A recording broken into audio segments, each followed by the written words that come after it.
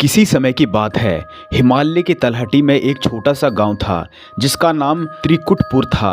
यह गांव अपने चारों ओर फैली त्रिकुट पहाड़ियों के लिए मशहूर था। त्रिकुट पहाड़ियों में 3 विशिष्ट गुफाएं थीं जिन्हें लोग त्रिकुट गुफाओं के नाम से जानते थे।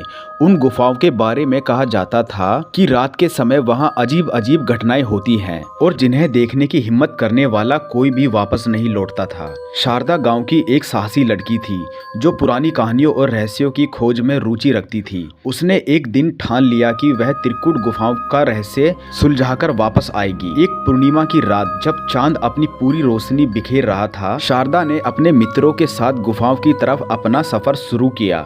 गुफाओं के पास पहुंचने पर शारदा और उसके मित्रों ने देखा कि गुफाओं के द्वार पर अजीबोगरीब चित्र और प्रतीक बने हुए हैं। वह धीरे धीरे गुफाओं के अंदर प्रवेश करने लगे। पहली गुफा में उन्होंने देखा कि दीवारें अजीब सी चमक रही थी और वहां एक जमीन पर पत्थर की मूर्ति रखी हुई थी। जैसे ही शारदा ने उस मूर्ति को छुआ, एक चीख ने पूरे गुफा को हिला दिया। मूर्ति के अंदर से एक प्रतीक उभरा जो एक प्राचीन तंत्र मंत्र से जुड़ा हुआ था। दूसरी गुफा में एक वह पुरानी पुजारी की आत्मा से मिलते हैं। आत्मा को देखकर शारदा और उसके मित्रों की आत्माएं भी हिल उठी। पुजारी ने कहा जो यहाँ आए हैं उनको इस स्थान के रहस्यों का सामना करना होगा। उसके बाद आत्मा ने उन्हें त्रिकुट पहाड़ियों के इतिहास के बारे में बताया, कैसे ये गुफाएं एक बार लोगों के लिए पवित्र स्थल हुआ करती थी जहाँ अब भूत प्रेतों का राज है।